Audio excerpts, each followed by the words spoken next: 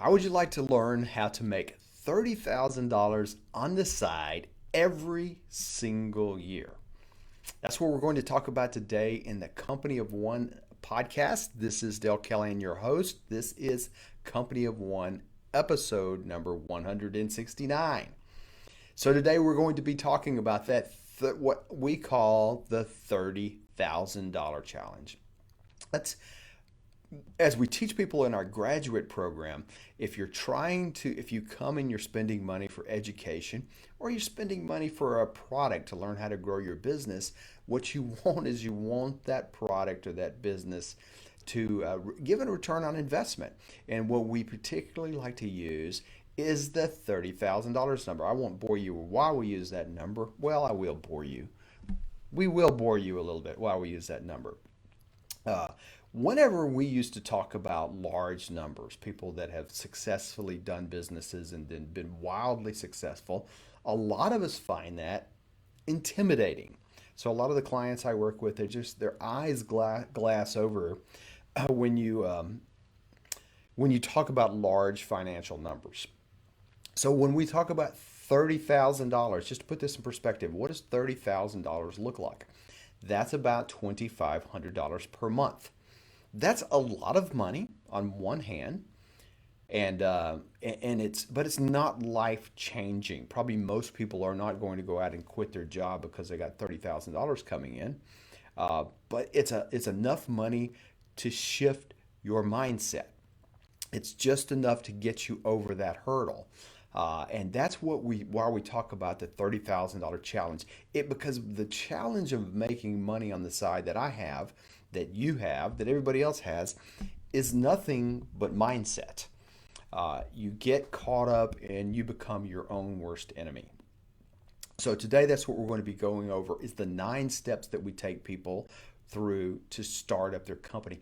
These are the same steps that people have made multi-million dollar companies with, and they're the same steps that people are making, 10, 20, $30,000 a year with until they grow bigger. So the nothing magical, because the deal is once you hit 30,000, you just keep doing more of the same thing. So before we jump in, though, let's just give a shout out. And I've been asking for people to give me podcast reviews, and thank you for those who have. And shout out to Kusa Cam. I hope I'm saying that right. So it's Kusa Cam. We'll put this note in the show notes. By the way, the show notes are at dalecallahan.com/169.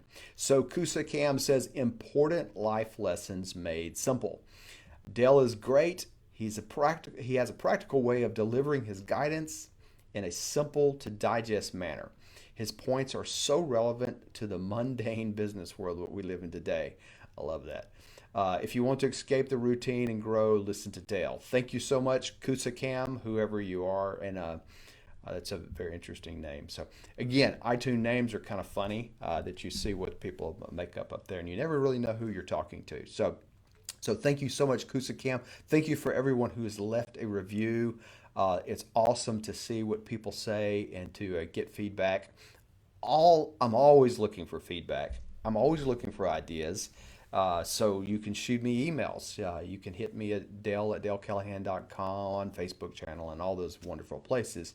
Always looking for things to talk to, because when we do these podcasts, when we do Facebook, whatever we do, we're just trying to serve you. This is all about helping you move the needle, right, in whatever way that matters to you. So today, I'm going to be talking about that $30,000 challenge, or as we say, here's how to make $30,000 extra on the side in 9 steps. Now, and what we mean by 30,000 is over and over. So as we're sitting here at this point in time struggling with coronavirus, and people are left home, some people are out of work temporarily, some people are not out of work, some people are busy as crazy, but some people are, while where they're working from home, and they find they don't have as much work to do, so they still have their job, Uh, Either way, there's a whole lot of things going on here that's probably some of this is going to stay the same. And I don't mean the negative side of it, but I mean because of the shift that we can now see what we're doing in the economy, there's a whole lot of things that people are exploring that they're realizing, hey, we could work with this model. Big companies who have never, ever thought about working from home are now realizing this works. And our employee base works. And I was talking to some of them this morning, and they said, we're just doing task. As long as Johnny and Susie get their task done, we're done. And some of these employees are getting things done in an incredible amount of time. Which one guy said, I've done everything for the entire week by Tuesday. And so it's a different mind shift of how he works. But from the company's perspective, they paid, $2,000, $3,000 for computer equipment to get it into their house. But the real estate savings, and that's what they're thinking about, is what's that going to look like in the future. But when we do all this, it's going to create incredible amounts of alternatives in how people think and how much time you'll have. So one of those things is creating extra income. Now, when I talk about $30,000, I don't care where it comes from. Well, as long as it's legal. I don't care where it comes from. I care whether, because income is income. If your boss gives you a $30,000 pay raise, awesome. We help people do that. But I'm mostly talking today about what we call side hustles or side gigs. So let's walk through those 9 steps. So number 1, what you want to do is identify what you love to do. Now, I talk about this a lot, but it's oftentimes a struggle for people to get there. We have so many hangups about it, but identifying what you love to do, it's so important because if you do things you love to do, you are already good at it. You are going to naturally become a master at it, right? Because you love it, you investigate it, you read up on it, your heart's there. So identifying what you love to do, where your attention is a critical factor. However, it also is a blind spot because we sometimes figure out the things that we love to do, everybody else knows how to do them. So that's a blind spot. It's a struggle. So when I talk about these 9 steps, these 9 steps are not necessarily easy. I'll wrap that up here at the end of that. They're 9 steps. They're simple steps, but they're not easy to accomplish mostly because what's in our own head. So number 1 is you want to identify what you love to do. Number 2, you want to uncover fun ways to make money doing what you love. Yeah, uncover fun ways of making money doing what you love. So when you find something you love to do, like maybe I like to work out in the yard, I like to work with plants, and maybe that's something every time I go to the store. I mean, one of the tricks I always use with people to figure out what you love to do is when you walk into a mall, what store are you heading to?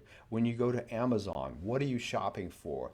When you go into a store, what's a particular, like a large store, like a Walmart, where do you go to? Where do you migrate to? Or to Lowe's? When my wife walks into Lowe's, straight to the flower section. There's just no question where she's probably going to be. But if you love doing that and you love working with flowers and plants, now you got to find fun ways to uncover how to make money doing what you love. The first question we always ask, what do you love to do, has nothing to do with money. The second question, how do you uncover fun ways making money doing what you do, is where you try to say, this is what I love, and this is how I can make money doing it. So those two go together, and they go with the third question. These 3 top questions are what we would call finding your calling. The third part of that is discover who is doing it now. Or as I always like to say, who's living your dream?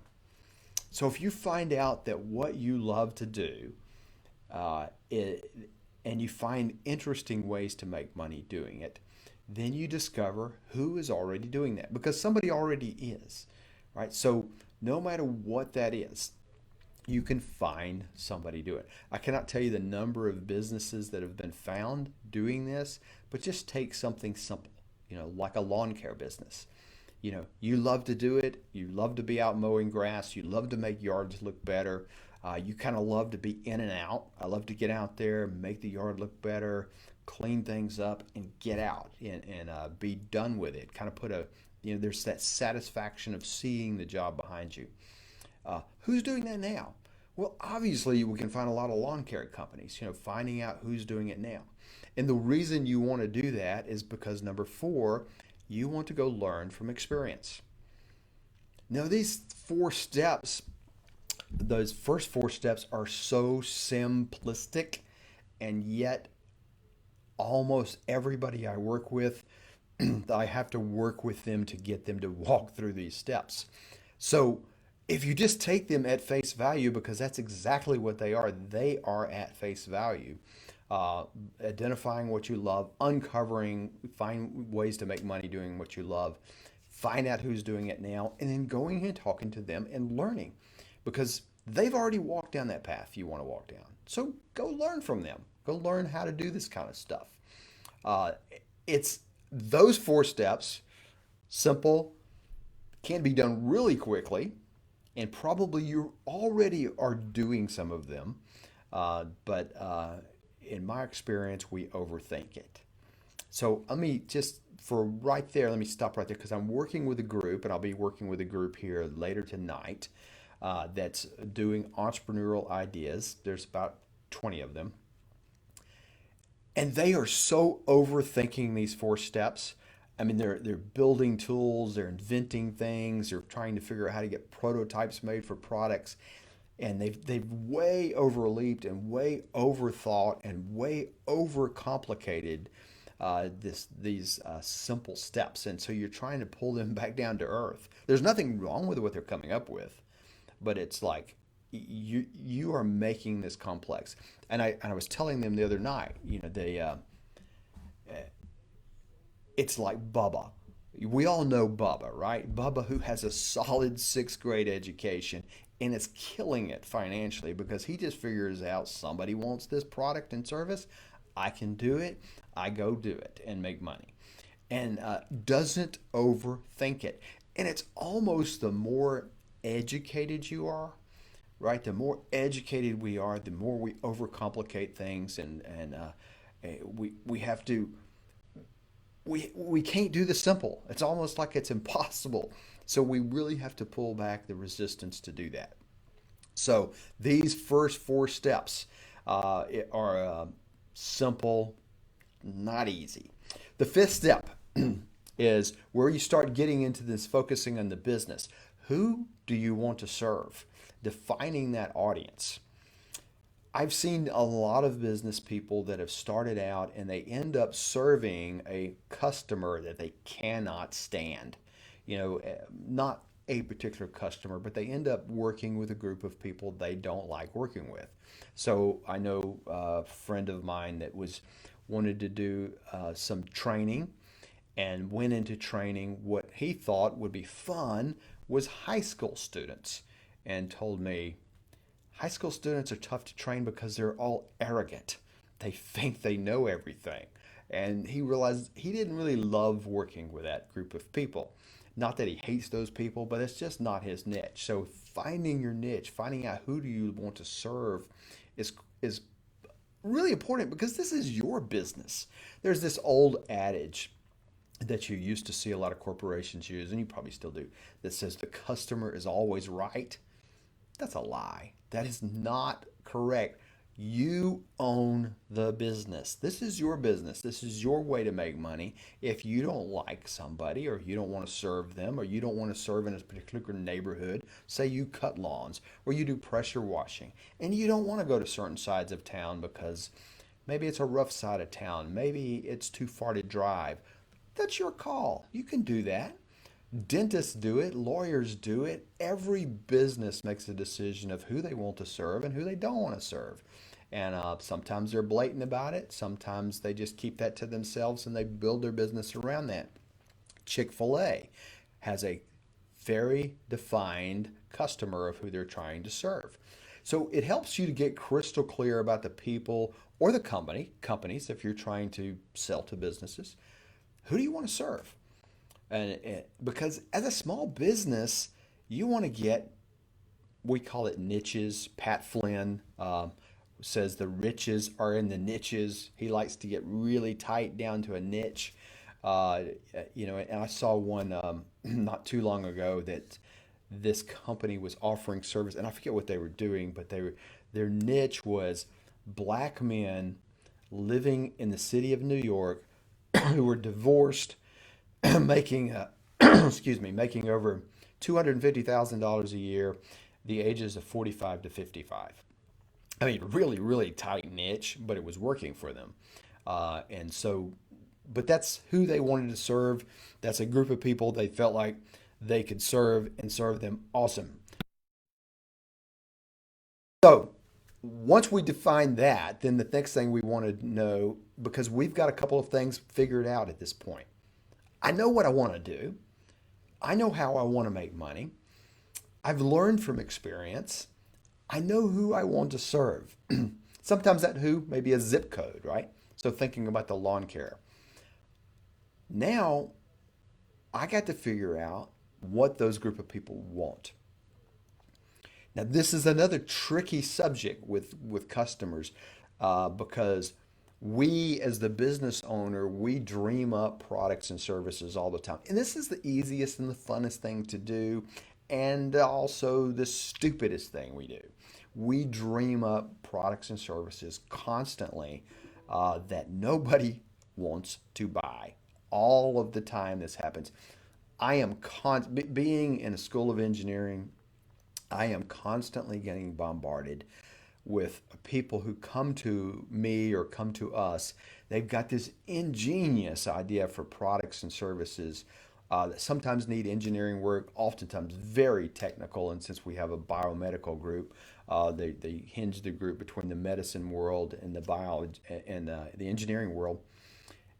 Nobody wants them. They have these complicated products that the doctors don't care for them. I see that all the time.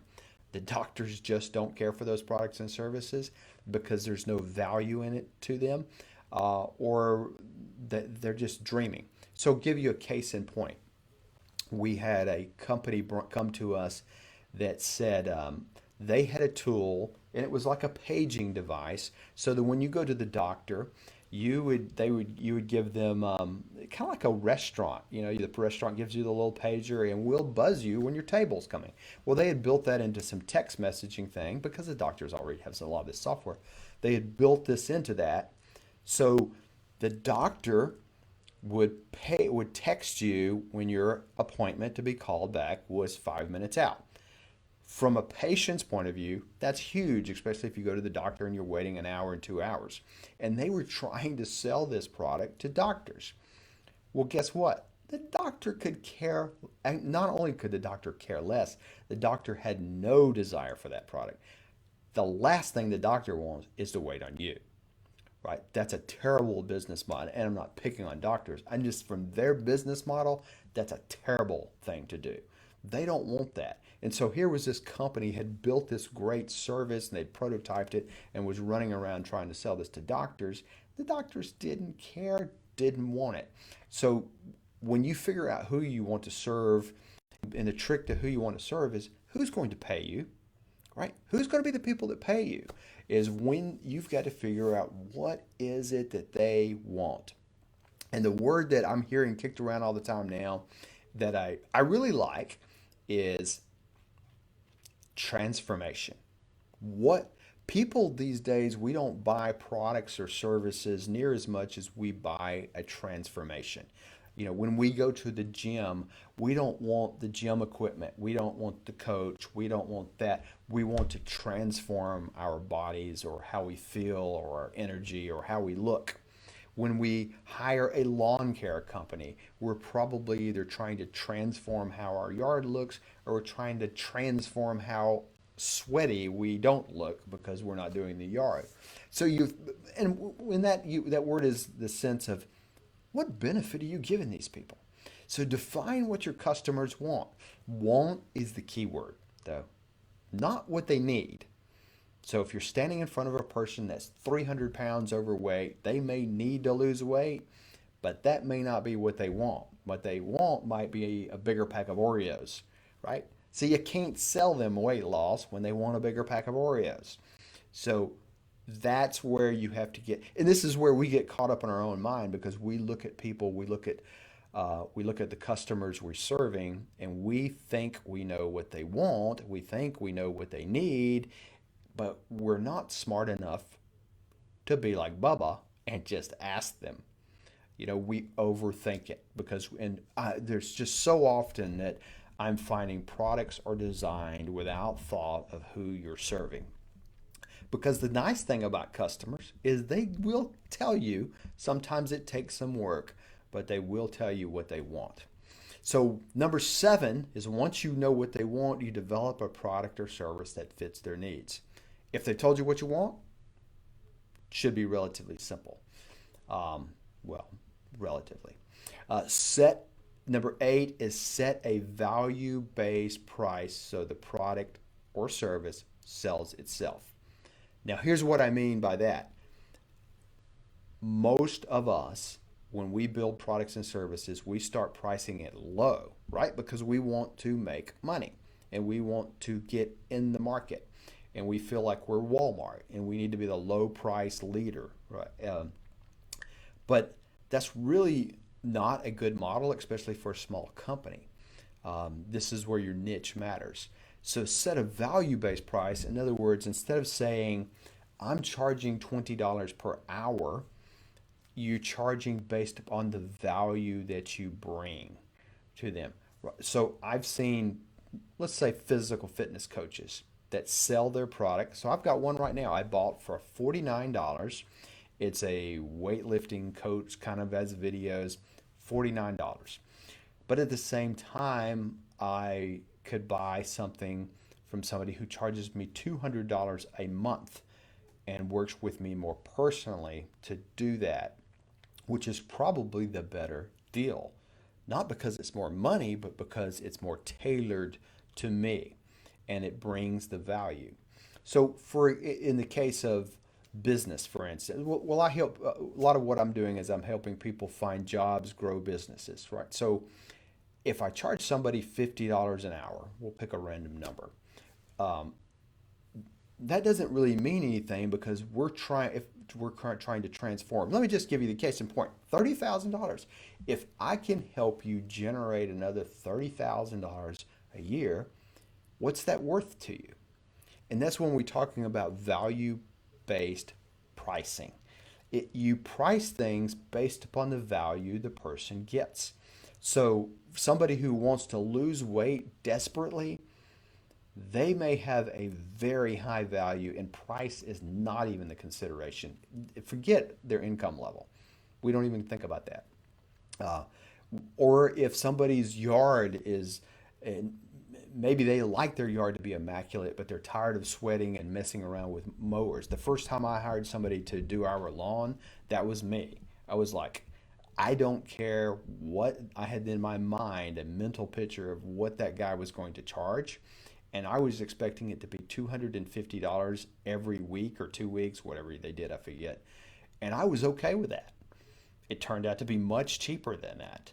But that because I had placed that value in my mind, partly because I was sick and tired of and frustrated with dealing with all the kind of things to do that. Plus my eyes turned bloodshot and started sneezing and all that kind of fun stuff that goes with me cutting the grass. And it was just frustrating. And I had gotten to that point of value. And it's kind of like when you go to the doctor, right? If you're in pain, you're not asking the doctor what they charge, just fix the pain.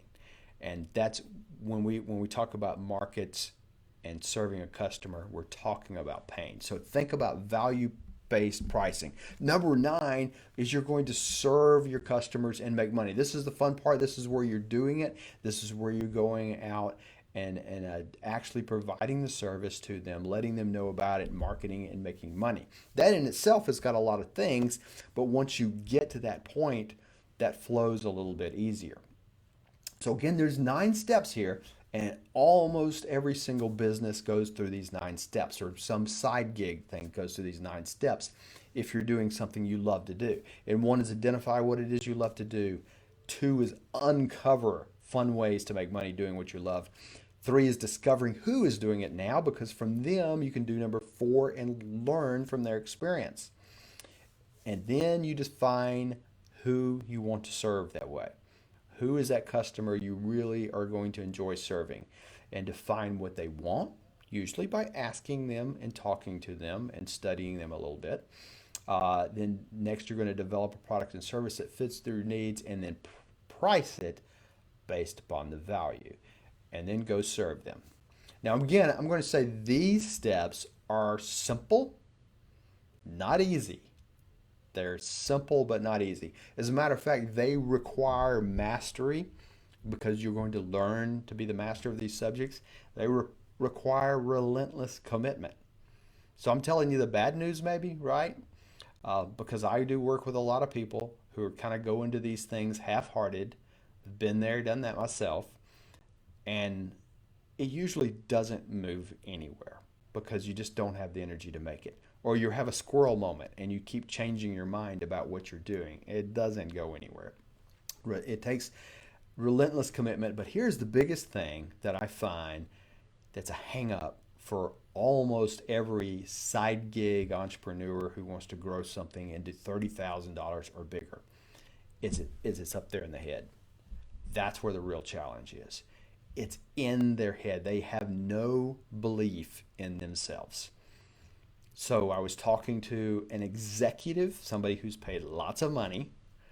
We'll just say it was over $500,000 a year is what he earns in his paycheck. And he made the comment to me one time. He said, Dale, I can't imagine anybody paying me $2,500 a month on the side. I don't think I have anything to offer that's worth that. That's a strange statement for somebody making $500,000 a year or more, whatever. But I know he was at $500,000 at the time. That's a strange statement because he's already getting paid more than that, right? He's missing the connect, but he had no belief in himself to enter the market. And we spent more time on that than we did on the product and service on the other steps, because that was the hard part. So listen, what I'm doing now though is I'm going through and working with people. And what I would love to do, if you would like to get on a matter of fact, I'm just going to invite you to get on, and we'll do a 45-minute what we call discovery call with you, where we try to do a breakthrough. We try to help you. There's no charge for this. This is not anything I'm charging for. If you want to work with me, I do charge for that. But this is a free thing that we're doing that's helping people break through, helping you see what it is to do. You might go through this and realize, you know what, this isn't for me. I don't want to do this. But I think for most people it is, and we come to this with a little bit of intimidation. So even if you are scared of it, even if you don't think this is for you, or you don't know how to do it, or you don't know what it is, let's talk through it, because in about 45 minutes we can get a long way down the path and give you what we would call a roadmap. So you walk out of that call with a roadmap of the steps to take. Because that's the key, is you just got to make the first step. Again, this is a free thing that we're doing just to explore. It is with me. And so I will put a link, and it's just a link to our calendar, to my calendar. I keep saying our because in the other stuff I'm with the team. But it's a link to my calendar, and you just pick a date and time on there that fits. And we lock it in. There's 1 or 2 questions to answer there. They're very simple, like what do you want to get out of this call is pretty much it. So it's really up to you how to answer that. I will put a link to that in the show notes at dalecallahan.com 169, and would love to hear from you. Other than that, I'm going to get out of here, and hopefully you have a good week. And hopefully if you're listening to this, we will all be, if you're listening to this as it's released, which it's I guess end of March at this point in time, is hopefully we'll all be back to work in our normal way very soon.